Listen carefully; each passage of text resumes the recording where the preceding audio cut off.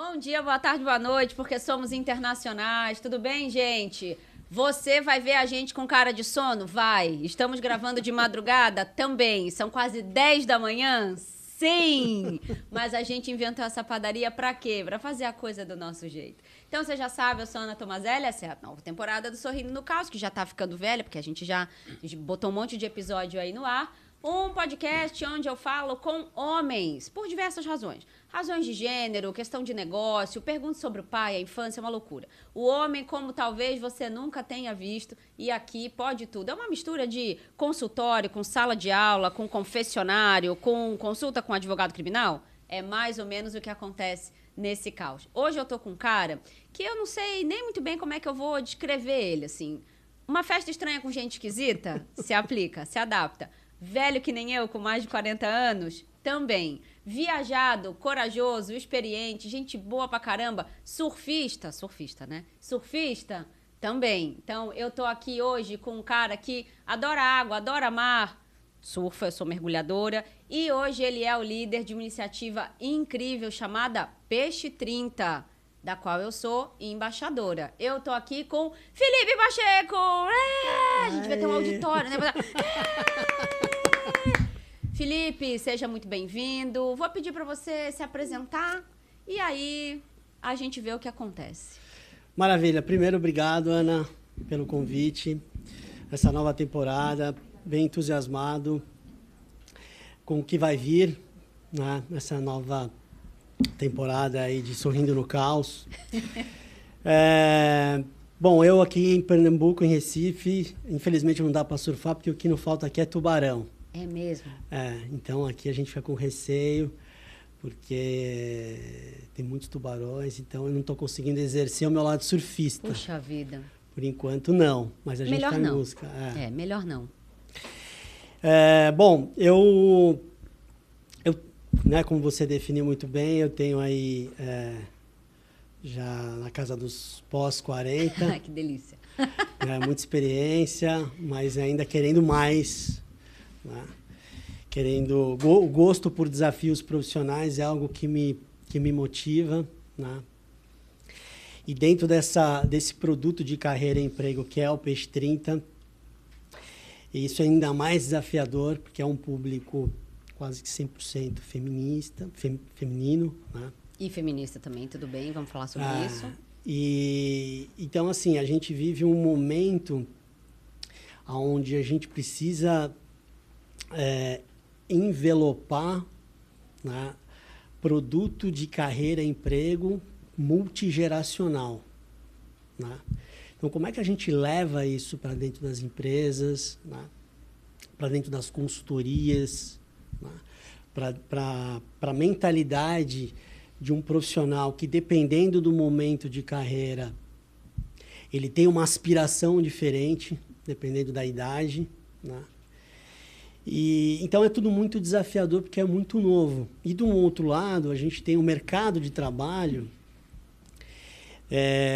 num movimento de questionando muito uns modelos de contrato. Né? Então você tem a uberização, né, do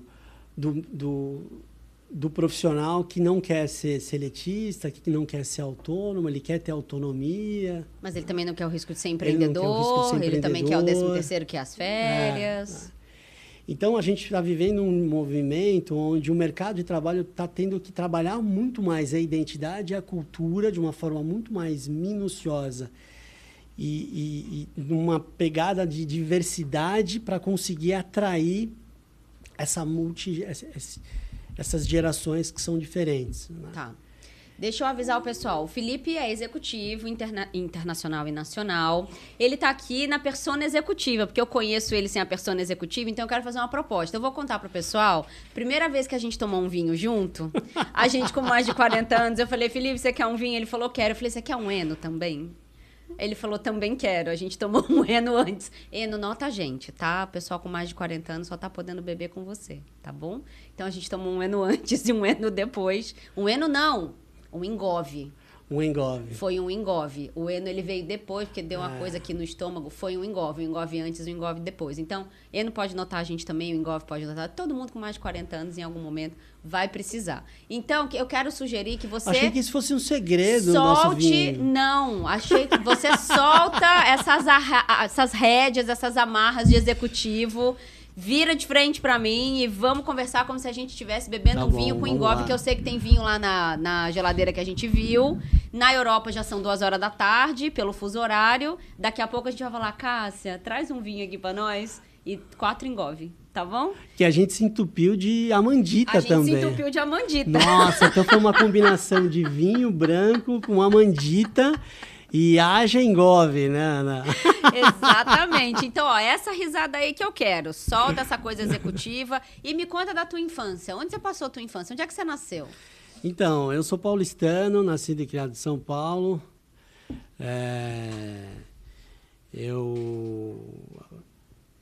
Meu pai sempre teve empresa, né? Enfim, no comércio, na indústria de revestimento automotivo. Meu pai, ele fazia a restauração de Kombi. Nossa, que específico! Ele trabalhava com um público bem de colecionador de carros antigos. Então, nós tínhamos lá, a gente pegava os projetos, aquelas Kombis antigas, e ele fazia toda uma restauração. Então, eu nasci atrás de um balcão, praticamente, assim, né? Então, vendo meu pai trabalhar, empresa de família, empresa de 50 anos de mercado. E ali foi onde eu tive toda a minha escola, indo para o centro de São Paulo, né, que hoje está uma loucura, né? E aí fiz faculdade de engenharia de produção, né? Me formei, então segui tudo que meu pai fez, basicamente, para conseguir assumir lá o negócio dele. Falei, cara, não é isso que eu quero para minha vida. Uhum. Eu não quero ficar atrás do balcão que nem ele ficou durante 50, 60 anos da vida dele. Mas foi uma baita de uma experiência. Então, eu sou de São Paulo, então nasci, né, estudei ali naquela região, centro de São Paulo, Zona Sul, que é onde minha família sempre morou, que minha mãe mora ainda hoje na Vila Mariana, na Zona Sul de São Paulo. E ali começou a minha jornada de querer sair de trás do balcão e de querer ir para trabalhar em multinacional, onde... eu com 18 anos, o cara queria um crachá, queria uma posição. A e aí criança comecei... da década de 80, né? A gente foi criado para ter sobrenome e crachá. Exatamente. É isso. E ali, na ocasião, trabalhava em Alphaville, né? Onde fica a HP. Então, minha jornada, primeira oportunidade de estágio aconteceu na HP, onde eu... comecei a trabalhar na área comercial, participei de um programa de trainee, entrei. E ali começou a minha jornada, né, dentro das unidades de negócio. Comecei a trabalhar na unidade de negócio de imagem e impressão. Depois fui para a unidade de negócio de produtos, que eles chamam de produtos de desktops, né?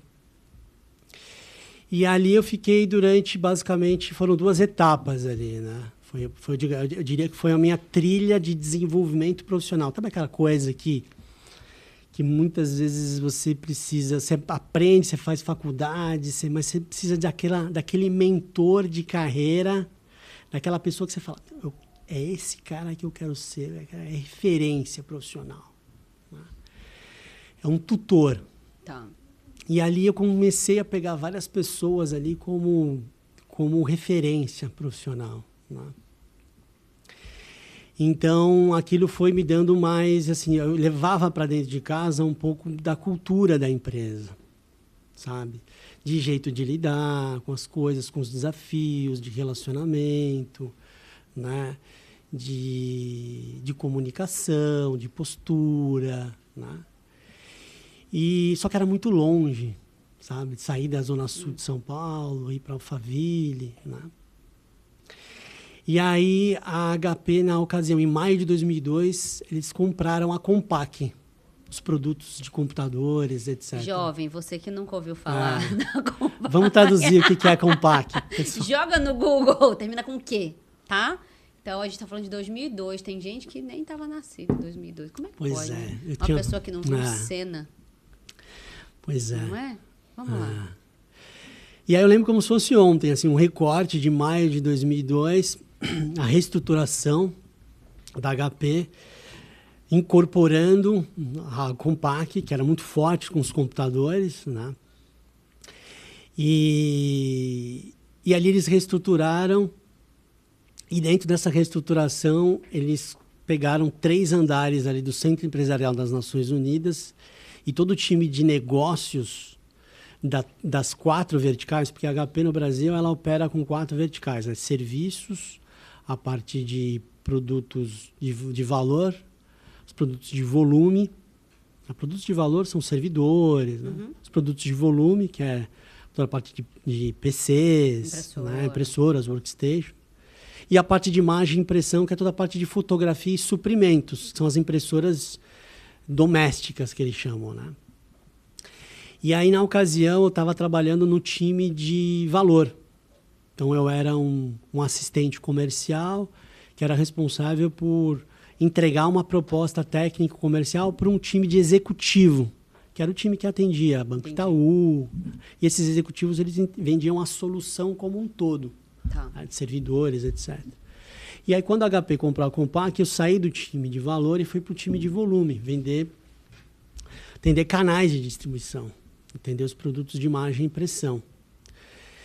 E ali foi uma baita de uma escola profissional, né?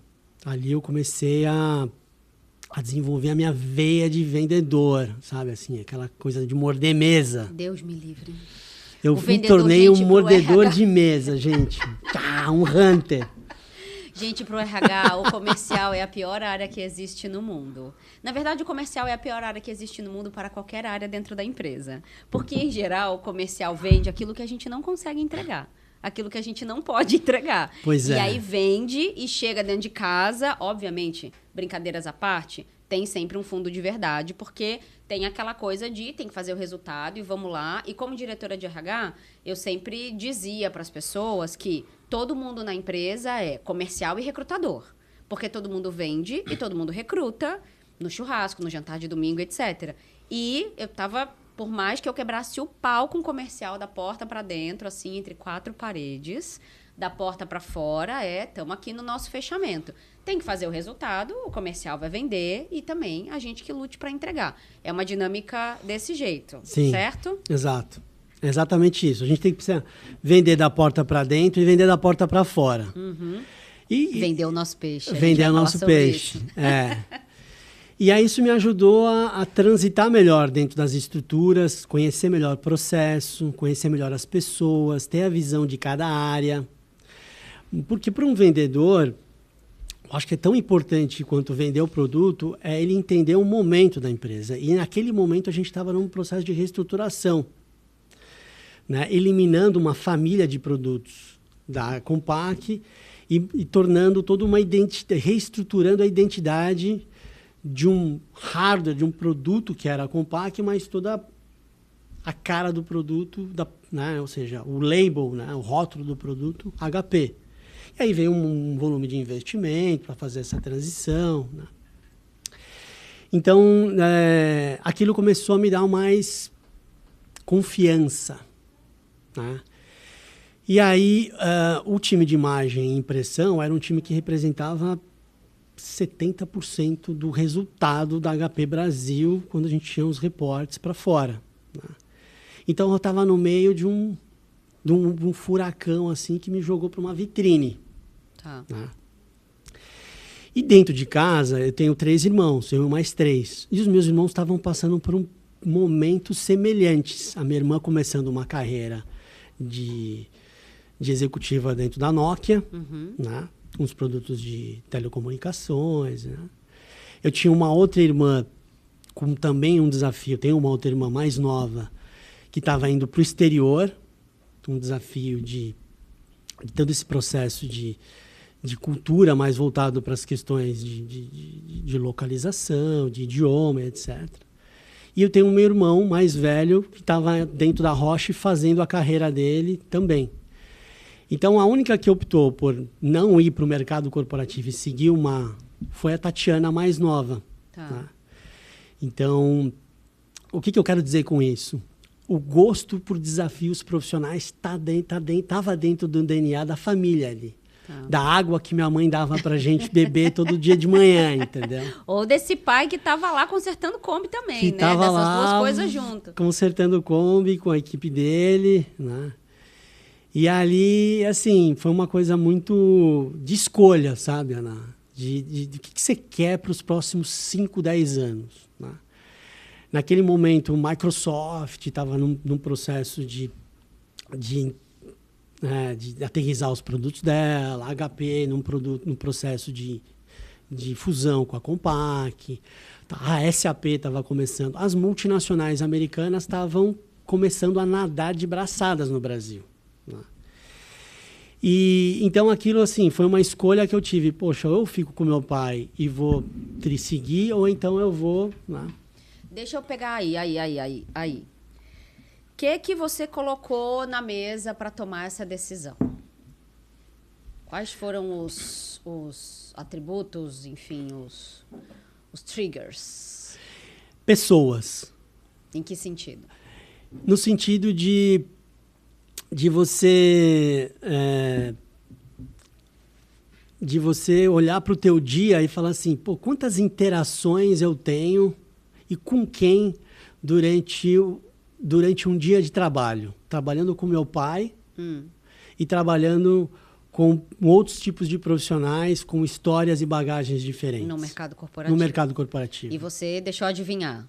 O comercial queria mais interações, mais diferentes. É isso? Exatamente. Mais caos nesse sentido. Mais caos nesse sentido, né? Eu estava numa zona de conforto trabalhando com meu pai. Eu era o filho do dono. Tá. Eu não queria assumir esse papel.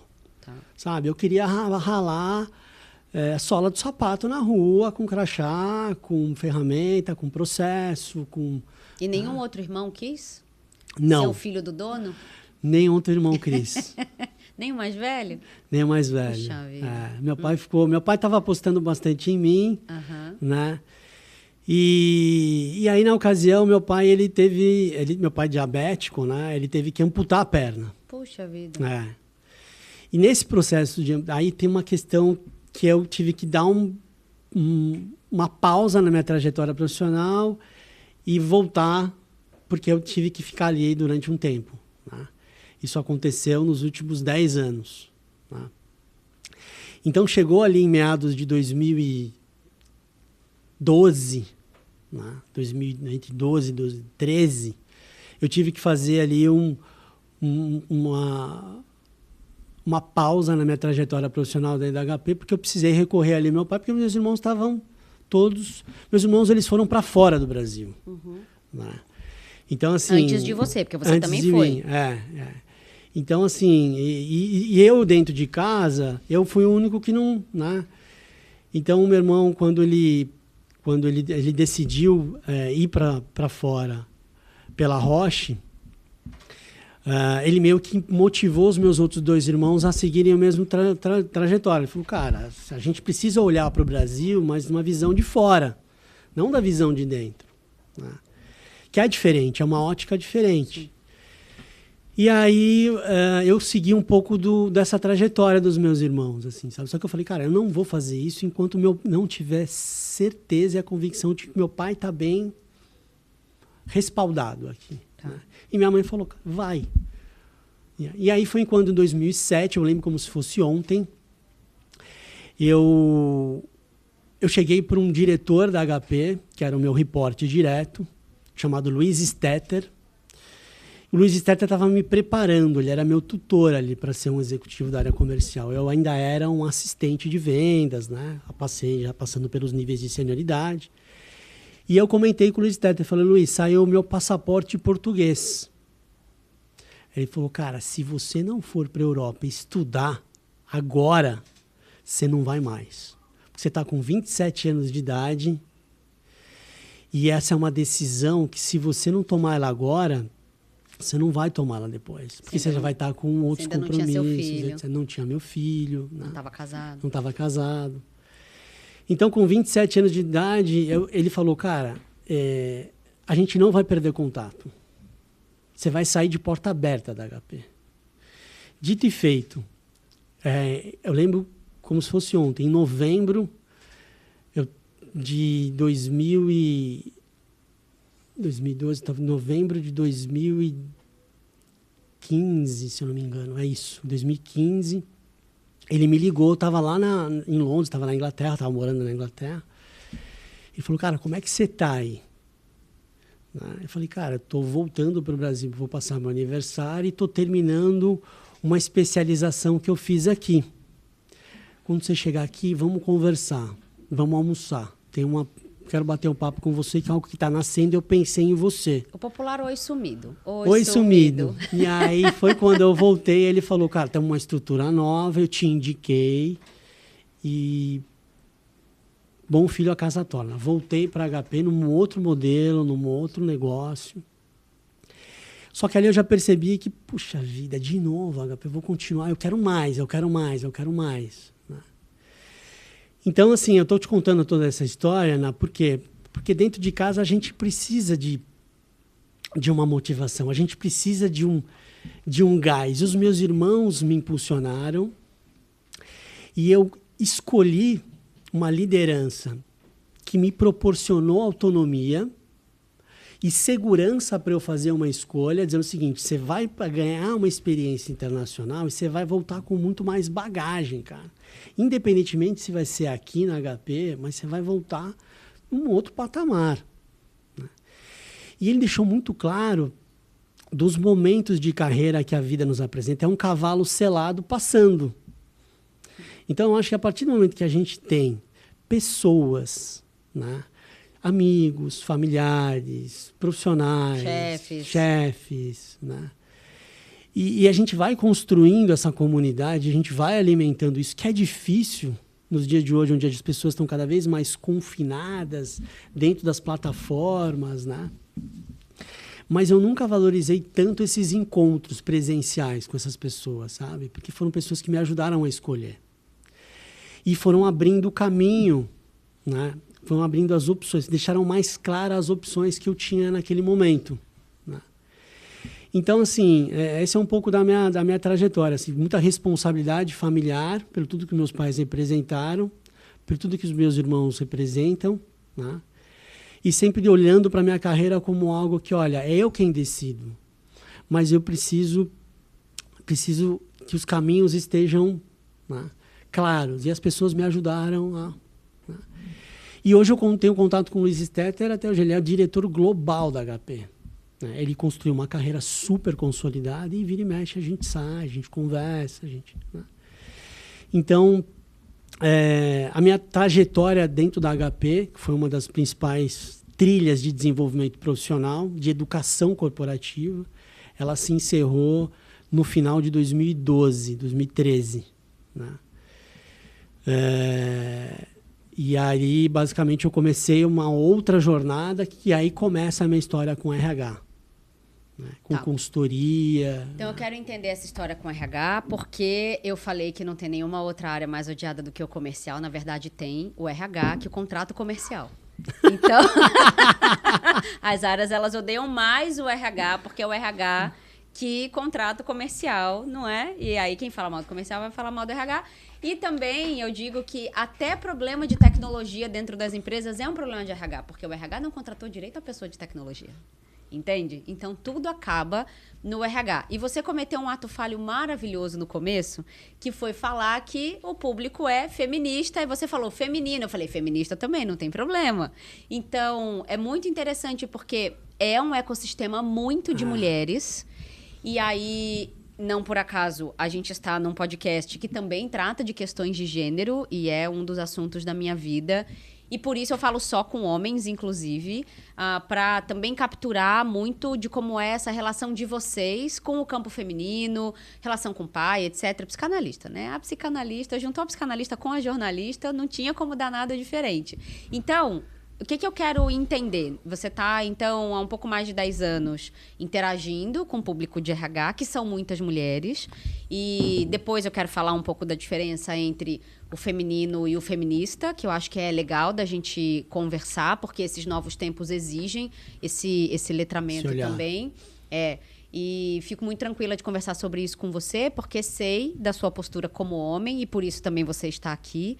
mas quero capturar um pouco de você, como é conviver literalmente nessa festa estranha com gente esquisita, que é o RH, que nos últimos anos, enfim, quer dizer, sempre foi construído para ser um grupo de psicólogas, principalmente, para cuidar das pessoas, e aí, praticamente de uma hora para outra, tem que virar negócio, tem que ser estratégico, e aí as pessoas que se formaram em psicologia ficam super perdidas, o RH começa a receber gente de outras áreas, como eu, por exemplo, engenheiros, etc. Mas a gente tem, é realmente uma coisa muito híbrida, muito doida. Você encontra gente de RH de todo tipo diferente, sempre numa excelente intenção, que é de cuidar mesmo dos outros, tem uma motivação bastante intrínseca nesse sentido, mas encontra muitas barreiras e tem que dar conta do negócio, das métricas e de resultado e tudo mais. Como é que tem sido essa sua relação com o RH, principalmente com as mulheres do RH? Bom, eu vou dividir a minha resposta em 2 etapas, tá? Primeiro é assim, a gente fala de cultura, de ambiente, né? E depois a gente fala, obviamente, da figura, né? Do papel da mulher inserida dentro desse contexto. Então, assim, quando a gente fala que a mulher, enfim, o RH, ele tem ali, obviamente, uma questão de cultura que ele herda, ou seja, quando ele entra, ele precisa entender aonde ele está pisando, né? Estrutura matricial, né? Quais são os programas que existem ali dentro, né? Quais são os projetos, quem são as pessoas, né? Então, o que as pessoas entendem de carreira ali dentro, né? Então, isso vai determinar como as pessoas se comunicam dentro da empresa, quais são as plataformas, quais são os sistemas, né? E isso é muito interessante porque dita bastante do que o RH vai conseguir ter mais facilidade de implementar e vai ter mais obstáculos de implementar quando ele olha para os processos de RH, né? Então, quando ele olha para cargos e salários, quando ele olha para o recrutamento e seleção, quando ele olha para o treinamento e desenvolvimento, que está ali conectado com cultura, que é o motor, né? Quando ele olha para avaliação, desempenho, métricas, resultados, que é onde a empresa aterriza através do RH, aonde aquela área está e aonde ela pode chegar, né? Através dos indicadores. Então, é quando ele entende que ele, a partir do momento que ele tem um ambiente de trabalho heterogêneo, né? Independentemente da diversidade, da inclusão, ele tem ali todo mundo remando na mesma direção para alcançar um objetivo. Que está claro, é esse aqui, ó, né? Então, a gente costuma dizer que quanto mais é claro para um vendedor entrar no RH e entender quais são os seus desafios dentro de cada processo, fica claro o que está doendo mais e o que está doendo menos. E eu gosto muito do modelo consultivo. O modelo consultivo é onde você escuta, você anota e você vai dizer o seguinte: poxa, quando é que eu vou ter que fazer essa pergunta? Né? É uma pergunta fechada, é uma pergunta aberta, é aquela coisa da terapia, sabe? Você está sentado. Então, tem esse lado da psicanálise, sabe? Desse lado da conversa, numa reunião com a RH, que ela é muito gostosa a partir do momento que você entende a pessoa que está do outro lado. Ela se sentiu segura de que, de fato, você entendeu. E você está disposto a ajudar ela a não só colocar um band-aid naquela ferida, mas, cara, olha, eu vou provocar uma situação aqui que vou te ajudar a cicatrizar essa ferida. E você não só vai se beneficiar, ou seja, não é só interesse da tua área, mas isso vai te ajudar a construir um RH dentro da empresa com a tua identidade. Então, tem muito esse lance da questão de você entender onde você está pisando, Qual é o nível de autonomia que um RH tem? Quais são os desafios que ele tem? Como é que isso se conecta com um cronograma, com uma linha do tempo? E junto você vai... Então você acaba virando um amigo daquela pessoa. Ela começa a confiar em você. Tá. E isso vai te ajudando a construir confiança e ela vai te levando daqui a pouco para um diretor estratégico de finanças, para um diretor de tecnologia, que ele vai precisar, sim, fazer alguns investimentos junto com a RH, porque ela está investindo numa solução nova. Então, é como se você fosse um parceiro de negócio do RH, mas muito mais do que produto, ela está comprando você. Ela está confiando em você. E ela percebeu que você está defendendo os mesmos interesses que ela. Só que você tem os interesses dentro da empresa. Você precisa fechar negócio. Então, o que eu geralmente faço? O que eu sempre fiz? Falei, olha, eu preciso saber 2 coisas. Eu preciso saber como é que essa nossa negociação vai se dar, dado o tamanho do investimento que você vai precisar fazer comigo. Tá? Quem são os influenciadores? Quem são as pessoas que vão resistir? Quem é a pessoa que vai decidir? Então, a gente vai construir um cronograma aqui, que é o teu cronograma de compra e o meu de venda. Eu tenho um cronograma de venda e eu preciso reportar como é que está a nossa tratativa. Só que, acima de tudo, tem um outro cronograma, que é um cronograma das ondas quando a gente for implementar isso. Porque você precisa se sentir segura no momento em que eu estou implementando tudo aquilo que eu estou vendendo. Claro. Tá? Então, eu estou falando aqui do Felipe sentado numa cadeira de executivo de vendas, vendendo uma solução completa para o RH, que começa desde o momento em que o candidato escolhe trabalhar na Ana Tomazelli Consultoria, porque é uma cara disruptiva, eu consigo me imaginar defendendo os interesses da Ana, me conecto com ela, sou apaixonado por ela, sigo ela. Conectou com a identidade da tua empresa, com a tua marca. Isso tem várias empresas que fazem muito bem. Então, quando conecta, você transforma o seguidor em, de fato, pessoas que vão querer fazer parte daquilo ali. Como um candidato, por exemplo. Então, é assim que começa, né, o processo ali de engajamento da marca com o público que se identifica com o teu produto, mas ele não quer ser só o seu cliente, ele quer ser seu candidato. Pois é. Depois ele quer ser seu colaborador. Pois é. E aí, como é que a gente consegue jogar isso dentro de 2 jornadas? Sim. Entendeu, Ana?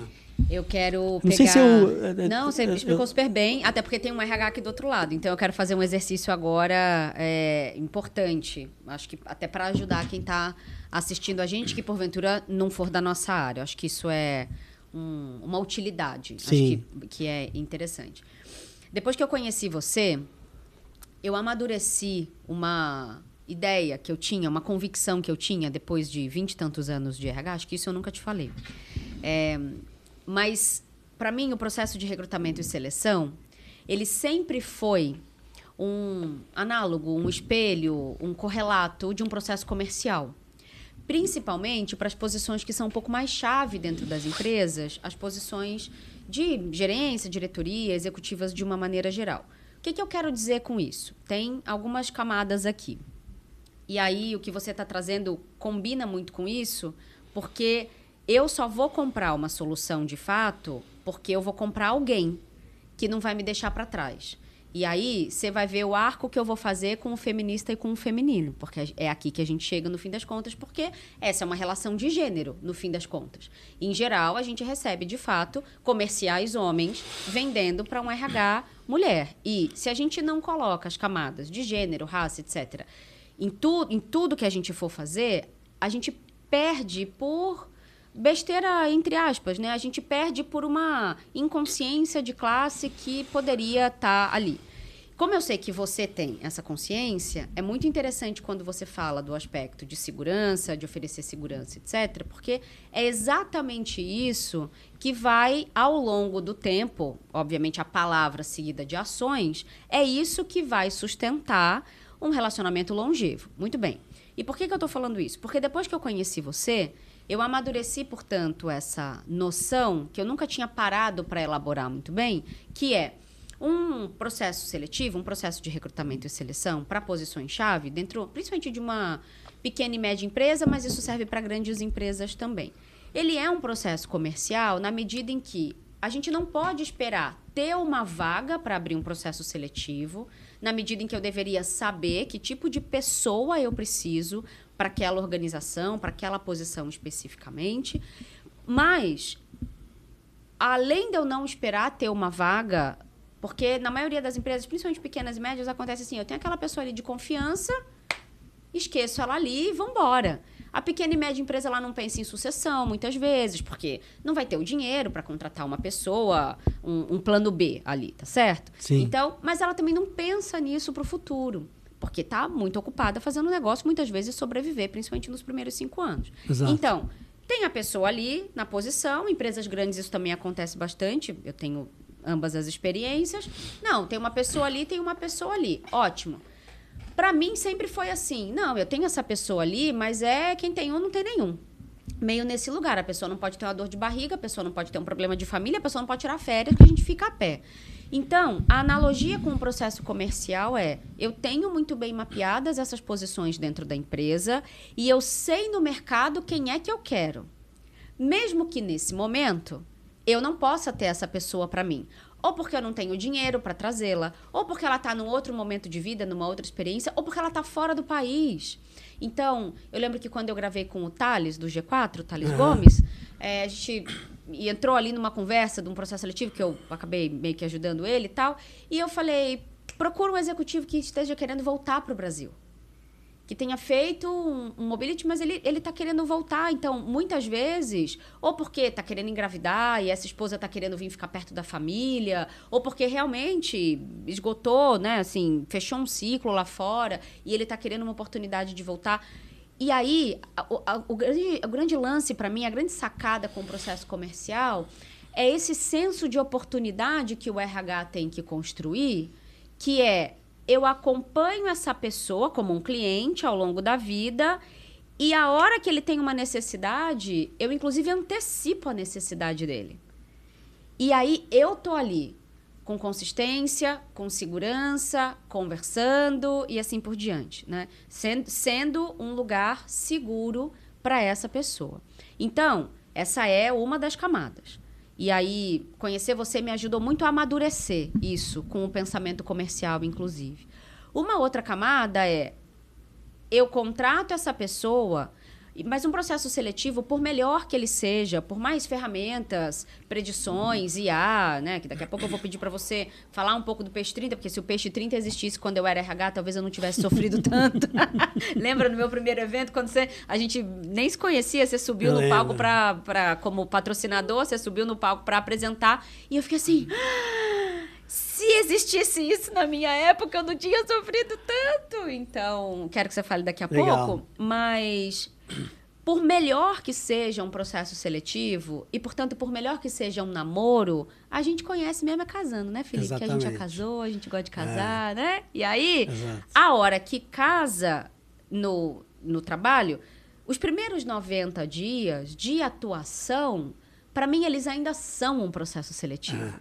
Então, a gente não deveria interromper o processo, porque contratou, o processo deveria continuar. Os 90 dias, como uma condição comercial, um demo, a gente vai fazer esse teste e aí é que a gente decide se vira um cliente mesmo, se casa, se não casa e assim por diante. Então, para mim tem um paralelismo, né, um paralelo com o processo comercial muito importante, depois que esse profissional também vem para dentro de casa, no acompanhamento da vida dele. Então, para mim, plataformas de processo seletivo são plataformas de CRM.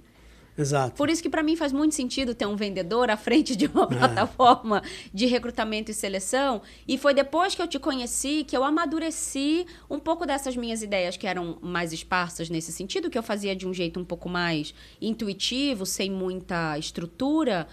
Foi depois de conhecer você e o Peixe 30 que eu organizei melhor essas ideias e comecei a explicar para as pessoas para ver se encontrava eco também nesse sentido. Para terminar a minha observação e fazer esse roleplay assim, né? Essa dramatização de um RH do outro lado, tem uma coisa que pra gente é muito... Para as mulheres é muito importante numa cadeira de RH, que é essa condição de estar sempre alerta. As mulheres estão sempre alertas na vida. E os homens muitas vezes não entendem. E eu vou explicando com coisas simples e vão entendendo. Então, eu faço exercícios simples do tipo... O que você pensou para pôr essa roupa hoje? Você acordou e foi se arrumar. O que você pensou? Fala para mim. O que você pensou para pôr essa roupa? Eu pensei... Essa é a roupa que me coloca numa posição de formalização, tá, mas ao mesmo tempo descolado. Perfeito, tá bom. Você pensou que eu podia dar em cima de você se esse botão tivesse aberto? Eu pensei que de repente um umbigo fosse aparecer. Não, Felipe! Você, para se vestir, você sentiu algum medo da roupa estar muito curta, muito aberta, muito apertada? E o que iam achar de você se essa camisa tá um pouco mais apertadinha? Não passa isso pela sua cabeça, entende? Você provavelmente veio pra cá, você não pensou se os lugares por onde você ia passar, você ia ser atacado sexualmente ou não. Se alguém ia, não é?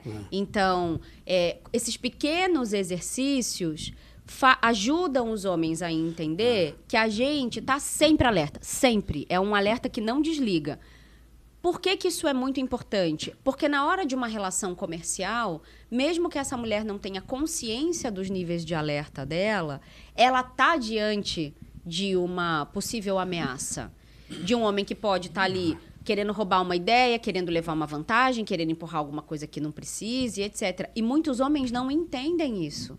Não entendem a construção, quer dizer, ajudar a baixar os alertas e os muros. E aí a maneira como se posiciona é muito importante, porque quando eu vou dar palestra, principalmente para públicos que eu sei que são um pouco mais, digamos assim, resistentes e refratários às condições progressistas do mundo, eu pergunto assim, eu começo assim, quando é uma palestra de diversidade, né? Eu pergunto, quem se considera feminista? Se eu perguntar aqui, pouca gente vai levantar a mão. Aí eu digo, tá bom, pode abaixar a mão. Aí depois eu digo, outra pergunta, que eu faço pesquisa para Harvard. Outra pergunta, modelo Harvard. Quem acredita que mulheres e homens têm que ter os mesmos direitos civis? Todo mundo levanta a mão. Aí eu digo, revelação para vocês. Todos vocês são feministas, parabéns. Toma aqui sua carteirinha. Entende? Por quê? A despeito de toda a narrativa, de todo o zum, sovaco peludo, mulher raivosa na Paulista, pelada, a despeito de tudo isso, o feminismo é só sobre garantias de direitos iguais. E puxa um monte de outras coisas. Só que nas relações de trabalho, essas relações são assimétricas. Não existem as mesmas garantias de direitos, entende? Então, as pessoas não percebem que é o que tecnicamente na literatura a gente vai chamar de viés inconsciente. As pessoas não percebem que toda relação que tem um homem de um lado, um vendedor, vamos chamar assim, e uma mulher de outro, uma compradora, que teoricamente a relação de poder está mais na minha mão, porque eu sou a compradora, por um lado, sim, mas sem a sua solução eu sou menos eficiente. Então, você também tem um pedaço desse poder. Mas nessa relação de gênero, ela já começa assimétrica. Pela maneira como você, inclusive, vai se comportar ou não. E aí, a condição de feminina, ela tem muita base religiosa. Vai ter a ver com a questão da feminilidade, a coisa da roupa, do falar baixo, do sorrir baixo. Tem perfis na internet, que faz parte da minha pesquisa, que ria mais baixo, não mostre muitos dentes, não ouça tal música, não vista tal roupa.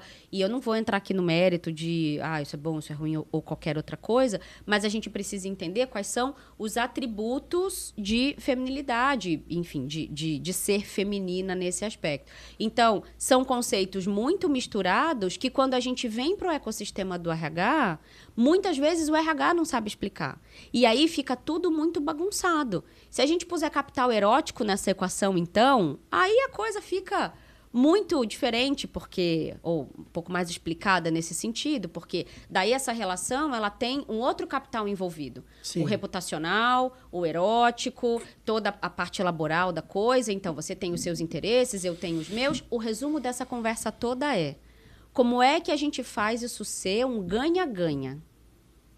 Quanto tempo precisa para eu confiar em você o suficiente? E o que é que você precisa me entregar também em quanto tempo para que essa relação seja de confiança? E o que é que pode ou não arranhar esta relação? Ao mesmo tempo em que muitas coisas podem acontecer nesse meio de caminho. As pessoas perguntam assim para mim: mas você acha que onde se ganha o pão pode comer a carne? Eu falei: gente, eu casei com a pessoa do trabalho, né? Eu não sei se eu sou a pessoa certa para responder essa pergunta, porque na medida em que você vai tendo desafios com essas pessoas, e é possível da gente se apaixonar. E aí, essas camadas, elas vão se misturando de um jeito que muita gente, enfim, com menos consciência, vai ficar mais perdido, né? Nesse sentido. Então, dito isso, a minha pergunta é, para você falar da segunda parte também da sua resposta: o que você acha mais fácil?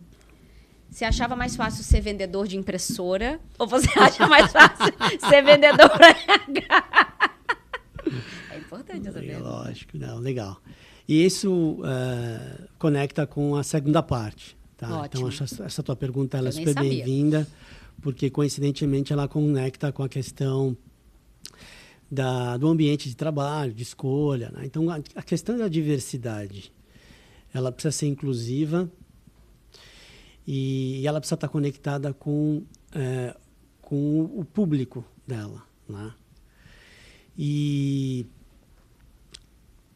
a partir do momento que uma pessoa, que um profissional, ele escolhe, né, assumir quem ele é, tá falando aqui de gênero, e ele se sente respeitado e acolhido dentro de uma determinada comunidade, quando ele entra no mercado de trabalho, ele precisa entender que ali dentro tem um programa, né? Programa de diversidade, programa de responsabilidade social, né?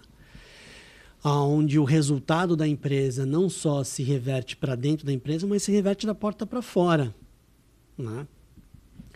Então, se ele tem um TDAH diagnosticado, ele vai ter um programa onde ele vai se sentir acolhido. Se ele veio de uma família que precisa de uma assistência e que ele é um profissional com algum tipo de restrição, tá? Ele vai ser... Então, o que eu quero dizer com isso é que, assim, tudo isso conecta com cultura dentro da empresa. Então, a cultura ela tem diversos programas que vão acolher diversos públicos, diversos perfis de profissionais. Né? Então, eu trabalhei em 2 empresas e uma delas tinha um programa de responsabilidade chamado SER, né? Que é o Social Environment Responsibility, uma multinacional. E eu me candidatei, me voluntariei ali, e eles me aprovaram. Então, a gente ia para dentro de comunidades, fazer todo um trabalho com aquelas crianças, com aqueles adolescentes que se sentiam fora do mercado de trabalho. Então, a gente fez todo um trabalho de inclusão, de preparar aquela comunidade, né? aquele público, e a gente começou a fazer vários parceiros para homologar essas empresas, essas instituições dentro de um programa. E a gente precisava reportar isso para fora do Brasil. Então, esse era um exemplo de um programa que acolhia, através de diversas ações, onde a gente tinha que mensurar o impacto da ação e o retorno dessa ação de uma forma, na prática, inclusiva. Trabalhei em uma outra empresa que tinha um processo de diversidade muito grande, onde tinha um canal onde a pessoa, em um gesto, ela se sentiu acuada. Então, dá um microfone, dá a voz para ela, coloca ela num canal seguro, Perfeito. acolhida por alguém igual, né, do mesmo gênero, e vamos trazer isso para dentro do RH de uma forma construtiva, porque a gente respira esse momento de multifacetas, multigerações, multigênero, multidiscursos principalmente, né? Então, como trabalhar com o papel da mulher, né, ali, geralmente a mulher na linha de frente do RH, ele é uma excelente oportunidade para você abrir, entender e saber separar as coisas, sabe? Eu acho que assim, existe toda uma questão de olha, se foi uma escolha minha, legal, e como é que o mercado olha para isso, né? Então existe o quê? Uma transformação acontecendo dentro do mercado de trabalho, dentro de casa, né? Então, a partir do momento que existe uma regulamentação, que existe leis, tudo isso impulsiona esse movimento para dentro do... Né? Então, eu estou dando um exemplo de leis aqui de saúde mental, né? Então, diagnosticaram agora que, dependendo do grau ali de TDAH, aquilo entra numa esfera de segurança e saúde do trabalho, e isso precisa ser acolhido pelo RH. Então, quais são os programas que a gente vai criar em cima disso, né? As questões, você trouxe um exemplo do momento de vida daquela pessoa, né? Da porta para dentro. Pô, eu estou no meio de um processo de infelicidade no casamento. Cara, a empresa tem sim a responsabilidade de acolher isso. Olha, eu vou te conectar porque a gente tem aqui uma consultoria de relacionamentos ou um programa de terapia que vai trazer mais reflexão para o teu momento de dificuldade que todos nós, né, temos. Estou com um filho pequeno, não tenho um suporte, não tenho rede, o que eu faço, né? Então, assim, o que eu costumo dizer é que dentro dessa esfera que a gente vive, né, da porta para dentro, olhando o que as famílias estão tendo que evoluir dentro de casa para lidar com uma geração de tela, para lidar com uma geração onde o funcionamento do cérebro, independentemente da idade, se até os 7 anos ou se após os 7 anos é outro, né? Então, a linguagem para dentro de casa tem que ser outra. A linguagem para dentro da comunidade que eu pertenço, né, dentro do gênero que eu escolhi, é outra. Para dentro da empresa, é outra, né? Mas o que eu quero dizer com tudo isso é que quando você escolhe uma empresa e que existem esses programas que vão... Isso está na identidade principal, na página da empresa. Você começa a pesquisar, é uma escolha que você faz de um relacionamento, de uma coisa que fala, isso aqui é onde eu vou o resto da minha vida. Onde eu decido ficar. Independentemente se os ciclos de vida, se os ciclos profissionais, se o ciclo de carreira, profissionalmente falando, ele está mais curto, né? Então a gente da geração dos 80, ali, milênios, né? Hoje o ciclo de carreira dessas pessoas são menores, entendeu? Nossa, isso daria um outro episódio de podcast, porque assim, eu concordo com você, mas eu também tenho observado um fenômeno que o aspiracional é contrário. Os ciclos estão encurtados, muito mais encurtados por diversas razões, que óbvias ou não, mas eu tenho percebido um fenômeno que é, muito por causa desse cansaço, uma aspiração de... Eu queria que esse ciclo fosse mais longo. Eu estou procurando um lugar em que eu possa ficar mais, sim, entende? Então, eu percebo bastante isso. As pessoas procurando projetos, principalmente, projetos que sejam autorais, de alguma maneira, que elas possam assinar o nome delas debaixo daquilo, que conjuguem um pouco de segurança, e daí vai muito em parceria de sociedade ou não, né, nesse sentido. Mas eu tenho percebido um aspiracional de... Eu queria que isso aqui durasse um pouco mais, porque tem coisas que só se constroem depois de um tempo. Tem coisa que não se constrói em 1 ano, 2. Tem coisa que a coisa de consumir 1 quilo de sal, que o Buda falava, né? Você tem que consumir 1 quilo de sal com a pessoa. Você consumiu 1 quilo de sal há muito tempo, né? Nesse sentido. Eu percebo, sabe, Ana, uma crise de propósito dentro dessa transição das gerações para dentro do mercado de trabalho, onde não está claro para os profissionais o que eles querem. Como é que um RH, como é que uma empresa vai conseguir direcionar ele dentro dessa... Né? Então, eu acho que a gente precisa ter o autoconhecimento profissional. Sabe aquela coisa do roda da vida? Sei, Né? sei. O roda da vida é quem são teus familiares, teus amigos, profissionalmente falando, o que você aspira disso? Mas, Fê, eu vou precisar te interromper para falar uma coisa. Você é meu amigo, você sabe que a palavra propósito me dá um ranço danado, me dá uma coceira danada, eu vou ficando com urticária, vai me subindo um negócio, uma quentura, uma coisa, porque eu tenho a convicção de que propósito não se descobre, propósito se decide. Então, analogamente, a mesma coisa do autoconhecimento. Eu digo, bom, você se conhece por 20 anos, daqui 20 anos você não gosta, fala que bosta. O que eu vou fazer com isso agora? Então, a gente também só vai se conhecer na medida em que a gente decide quem a gente quer ser. Então, se eu quero ser uma pessoa que não mente, mas na hora de falar uma verdade difícil, eu minto, aí eu me conheço. Nesse ato eu me conheço. Então, para mim é a mesma coisa do propósito. As pessoas ficam esperando, sabe, descobrir o propósito.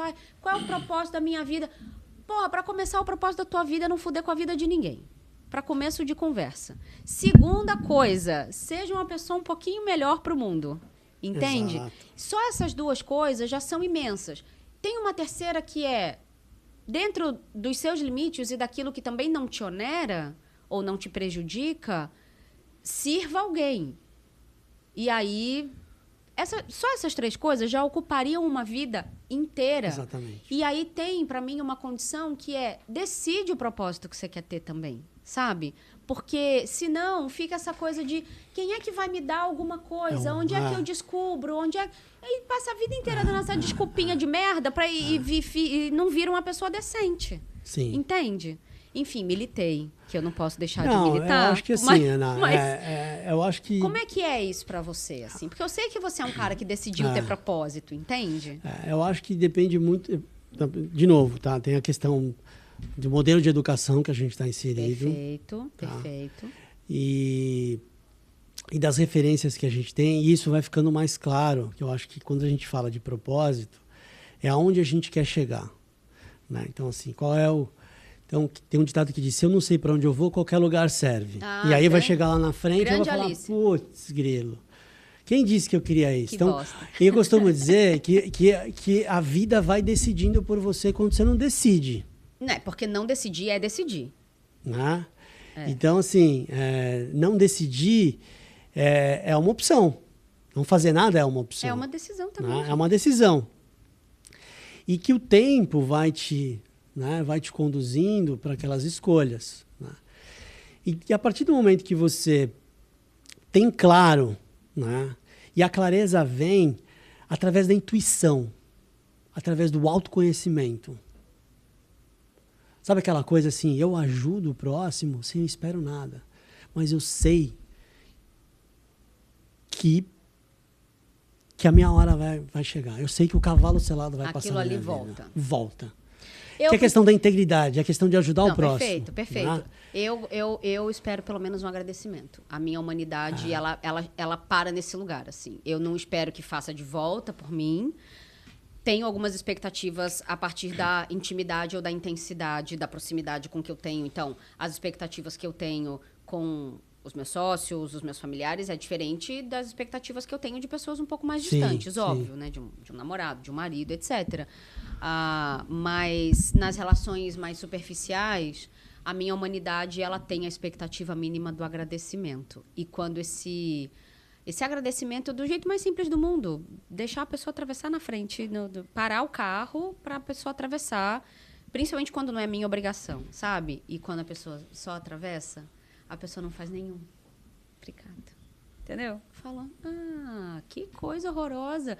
Então, esse princípio da reciprocidade, para mim, ela é um pouco Eu não cheguei nesse nível de desprendimento e não sei se eu quero, tá? Porque eu não quero perder a capacidade de me indignar, porque senão, se essas coisas acontecem e a gente não se incomoda, a gente vai ficando meio impermeável, meio asséptico, sabe? Meio azulejado, não sei. E quando a gente quando a gente se coloca nessa cadeira de aceitar as coisas como elas são e de não se indignar com algumas coisas, a gente meio que tá assinando ali, tá tudo bem, a minha vida eu vou continuar, não vai mudar nada para mim. Então esse pensamento me incomoda. Me tornar cúmplice da mediocridade me incomoda muito. Exatamente.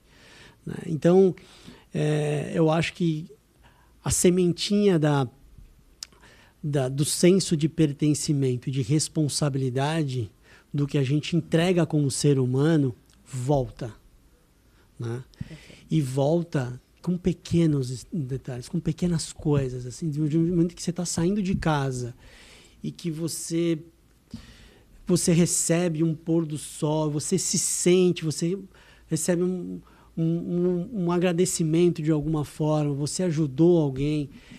É aquela coisa assim de que você fez uma diferença na vida de alguém. Perfeito. Em algum determinado momento, sem querer. E aí o reconhecimento disso, ele te permite perceber de diversas formas. Né?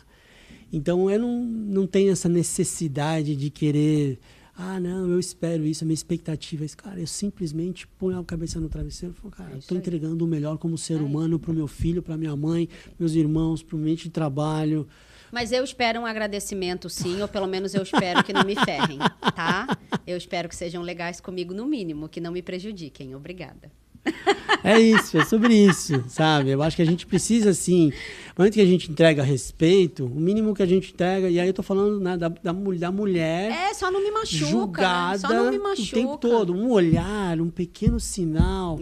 Cara, eu acho que isso é algo que precisa ser respeitado e protegido dentro do ambiente que a gente está vivendo. Perfeito. Eu, para puxar a sardinha pro meu lado, eu vou assumir que você prefere trabalhar com RH, tá? Do que ser vendedor de impressora. Então... Com certeza, com certeza. Eu vou por esse caminho. Com certeza. Eu não sei quanto tempo a gente tá aqui, porque eu sempre perco a noção da hora. Deu 1 hora já. Ai, que delícia. Um papo bom, muito né? Muito bom, pois é. Me sentindo tomando vinho, comendo a mandita. Faltou. Pega o engove lá, gente, que o vinho já tem, por favor.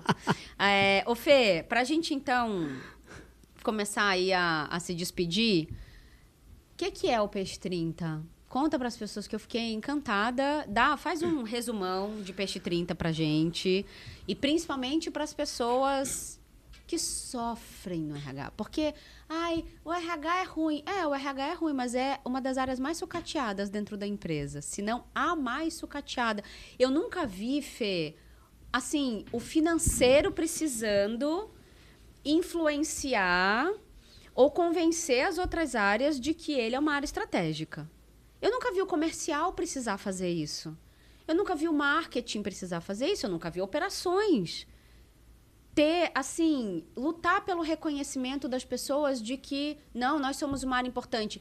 E daí eu fico pensando um pouco nessa analogia do professor, assim, por que é que a área que contrata todas as outras, ela é que precisa ser estratégica, influenciar e provar o seu valor? Para mim, isso é tão... O poste mijando no cachorro, o rabo abanando no cachorro, sabe? Fala, gente, sou eu que contrato vocês. Como é que eu não sou importante? Que é muito do lugar de relevância que a gente não dá para os professores, que formam todas as outras profissões, entende?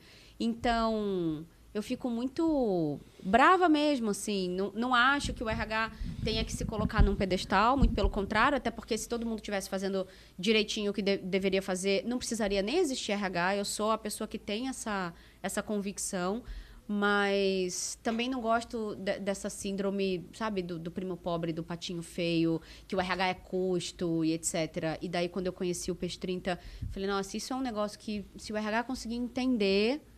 posiciona o RH num lugar muito diferente, assim, a nossa ferramenta, né? Eu digo a nossa porque eu sou embaixadora do Peixe 30, gente. Eu recebi este convite, depois de ser trainee de blogueira.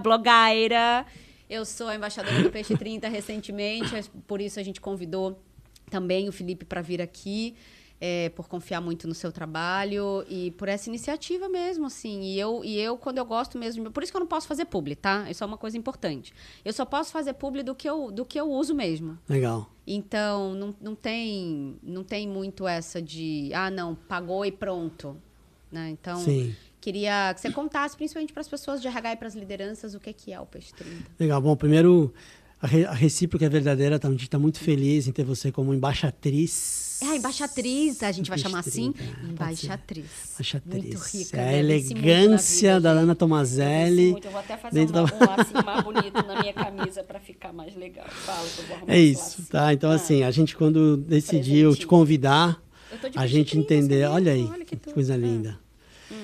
A gente decidiu que a conexão, né, o alcance, né, ou seja, a mensagem que você entrega e o como você entrega conecta muito com o que a gente tem como propósito. E aí, já falando de Peixe 30, o Peixe 30 nasceu aí há 6 anos atrás como uma rede social colaborativa, com uma pegada da diversidade, onde a gente entrega um autoconhecimento profissional dentro de uma rede. Então, a rede, ela basicamente tem 2 tipos de caminhos.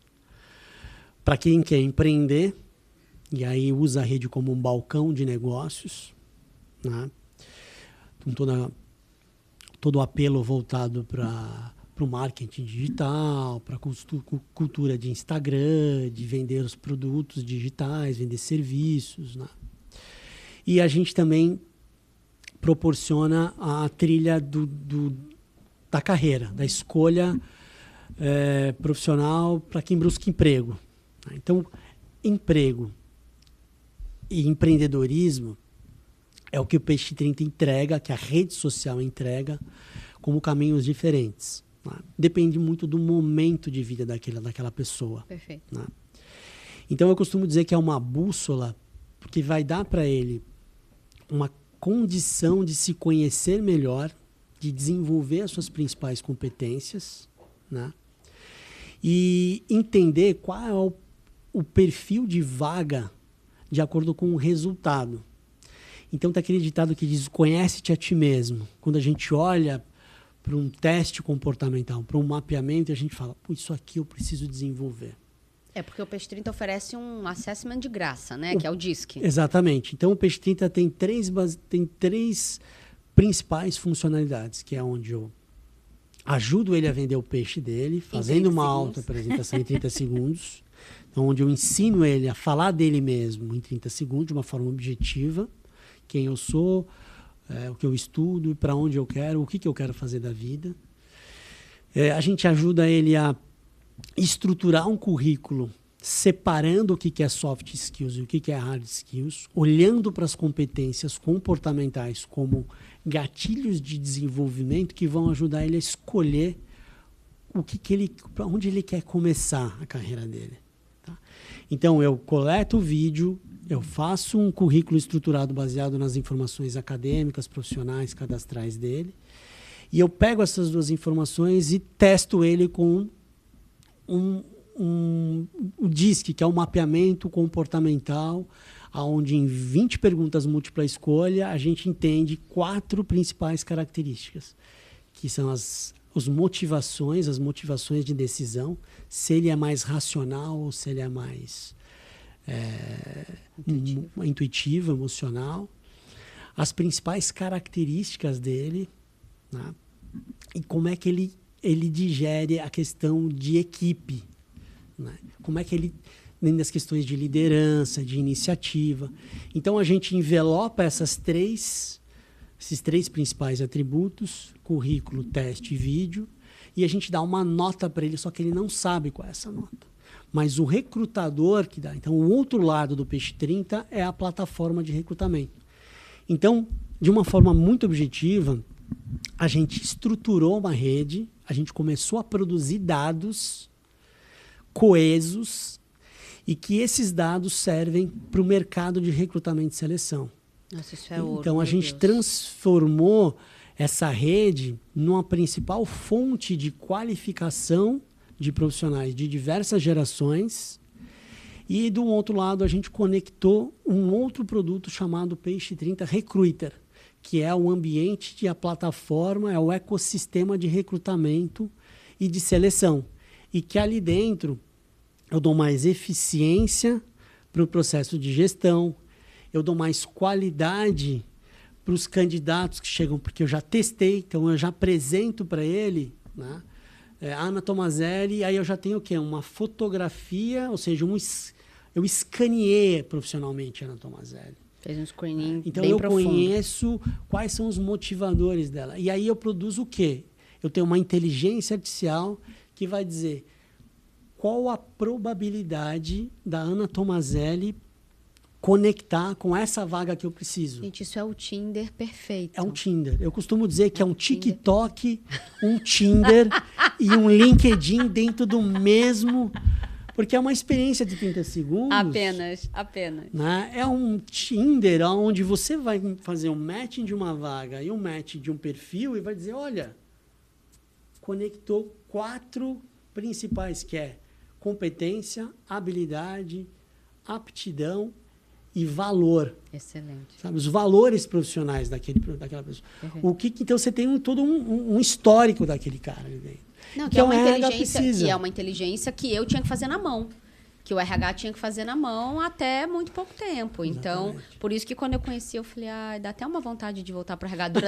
Dura 30 segundos só, não é mesmo? Mas, para você que está aí no RH, olha, vale muito a pena conhecer. Tem lá um demo, né? Tem um tempo Tem, lá, a gente tem um monte de um coisa. plano de gratuidade, a gente tem um plano avulso, a gente tem 4 tipos de planos que conectam com um momento de cada recrutador, ou Muito enfim, legal. o que a empresa utiliza Consultorias, como sistema. empresas, profissionais Consultoria, liberais, profissional headhunters. liberal, headhunter. Muito bom.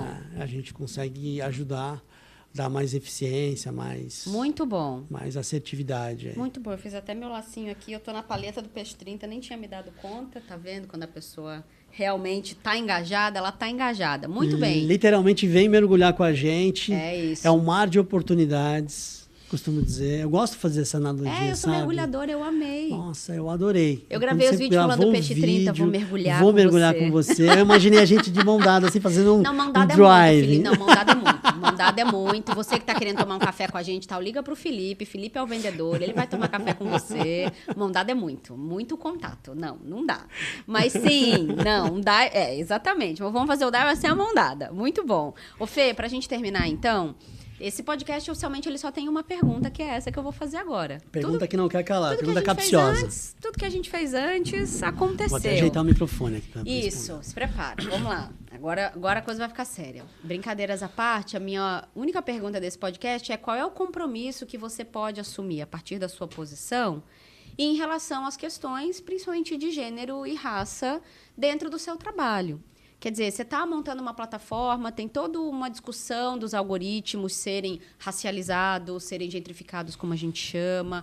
Quer dizer, qual é o compromisso que dá para assumir no sentido, talvez, de olhar para isso, de orientar as equipes?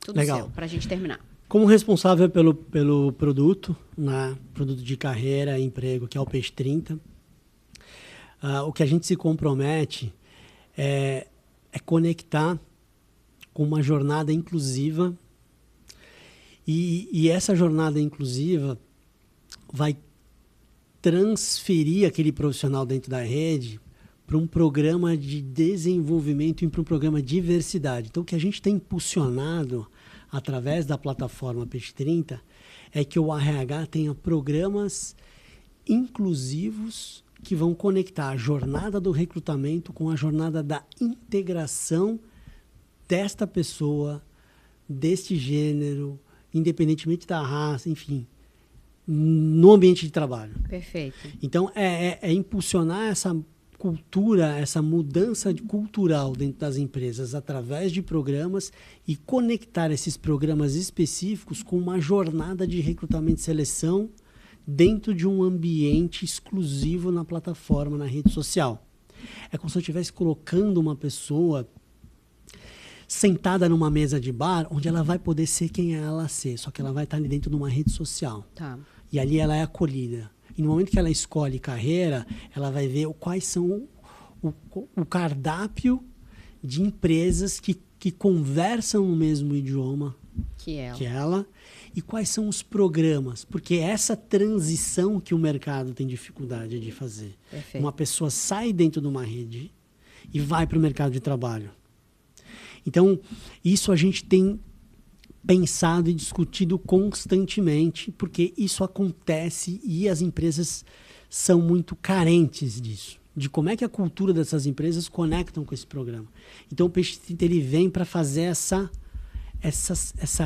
conexão. Perfeito. Se fosse combinado, não tinha sido tão bom. Que Principalmente legal. pequenas e médias empresas, né? Acho que a gente Pequenas e precisa médias pensar empresas. bastante, porque são 93,4% das Exatamente. empresas desse país. Exatamente. Então, a força produtiva de fato desse Exatamente. país está nas pequenas e médias empresas. Então, é importante dizer que o Peixe 30 também é para essas empresas que estão, muitas vezes não tem nenhum RH, ou tem ali só uma pessoa e precisam de uma solução.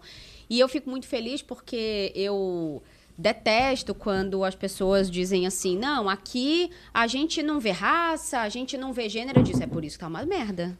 Porque tem que ver. Tem que ter. A gente tem que promover uma condição de... Aí, a palavra mais popularizada é equidade, mas eu sempre gosto de falar da palavra compensação. A gente precisa produzir compensação para aquelas pessoas que estão mais para trás do ponto de partida, porque meritocracia só existe se o ponto de partida é igual. Isso é uma conversa longa, que eu já fui muito xingada na internet, inclusive, sobre isso. Continuo sustentando a minha posição. Sempre recomendo aquele livro do Sandel, A Tirania do Mérito. Então, acho que é importante todo mundo ter essa perspectiva. E também provoco muito sempre o RH dizendo que um lugar mais diverso começa na shortlist. Exatamente. Um lugar mais diverso começa no processo de recrutamento e seleção e, para quem não sabe, shortlist é aquela listinha de 3 pessoas finalistas de um processo seletivo que vão para um gestor, para uma gestora, tomar essa decisão. Muitas vezes o que acontece é que o RH, por ter uma estrutura também sucateada, não ter uma ferramenta como essa, vai dizer, ai, não tem gente preta para essa função. Ai, aqui não tem mulher para essa posição de liderança, por exemplo. E não é que não tem, gente. A maioria da população desse país é de mulheres e de pessoas negras. Então, não é que não tem. Tem. Você só não está procurando direito. Você só não sabe aonde procurar. Exato. E aí, o Peixe 30, ele ajuda também nesse lugar de montar uma shortlist um pouco mais diversa para que os gestores tenham esse, portanto, cardápio na mão mais diverso. E isso está muito no RH. O RH, para mim, é uma alavanca mesmo, assim. É um lugar de... um turning point, sabe? Porque fala inglês, parece que fica mais chique, né? O RH é um turning point, um ponto de virada para esse lugar aí de colocar pessoas um pouco mais diversas dentro da organização. E não é todo mundo igual, não, gente. A gente trabalha para todo mundo ficar igual, mas se você ainda está nesse discurso, você já está. Eu gosto sempre de dizer assim, que você já está em 2712. A gente ainda está em 2025 mesmo. Então, aqui a gente tem que ter compensação para que lá na frente, e quanto mais rápido possível, a gente deixe de existir, deixe de ser relevante. E a gente vai fazer outra coisa. Então, eu trabalho para deixar de existir. E eu espero que o Peixe 30 também, para que a gente consiga, de fato, não precisar estar falando dessas questões daqui 10, 20 anos. E que, de fato, possa deixar de fazer diferença. Então, Exato. eu sou meio aquela música do John Lennon, né? Sou apenas um sonhador, mas é possível. Imagine all the people, sabe assim? Imagine all the people. Não, é isso. Considerações finais, despedidas, vende seu peixe, sua câmera é aquela ali, se quiser falar diretamente com você. Chama as pessoas para mergulhar de mão dada, Felipe, vai lá. Legal, vem mergulhar de mão dada, vamos fazer um deep diving, tá? Peixe 30, a gente vai ajudar você a vender o seu peixe para os seus candidatos, conectar o teu perfil, o teu público em uma comunidade, o alcance da tua vaga, você é recrutador, e você que está procurando emprego, o Peixe 30 ele é um ambiente que vai impulsionar, potencializar aquilo que você tem de pontos positivos. A gente vai ajudar a trabalhar os pontos negativos, as competências que você precisa desenvolver. Então, o Peixe 30 tem, sim, uma conexão com a Go Cursos, uma jornada de desenvolvimento profissional, tá? Então, você entra dentro de um ambiente, a gente vai fazer todo um diagnóstico do teu momento de carreira e a gente vai te conectar ou com o mercado de trabalho ou com uma trilha de desenvolvimento e capacitação profissional. Vem com a gente, vem mergulhar, eu e a Tana Tomazelli, a gente já está mergulhando no mar azul, né, É Ana? isso aí, Oceano Azul, para quem não conhece, Lagoa... o jovem... Não, Felipe, tem a Lagoa né? Azul. Lembra daquele... Muito, do Felipe! Tinha que ter uma referência 40 mais no final. O jovem que não sabe a Lagoa Azul procura Grande Brook Shields, excelente. Filmaço, né? Filmaço, da Sessão da Tarde. Adoro. Mas pelo amor de Deus, você voltou? Ah. Estamos mergulhando na Lagoa Azul e além de tudo isso que o Peixe 30 tem eu. Então, eu agradeço. Muito bom ter vocês aqui. Obrigada, Felipe. Muito Obrigado, bom. Ana. Sensacional. Adorei. Obrigado pela oportunidade. Sempre, querido. Tamo junto. Obrigado. De mão dada rápido, né? Então, é isso.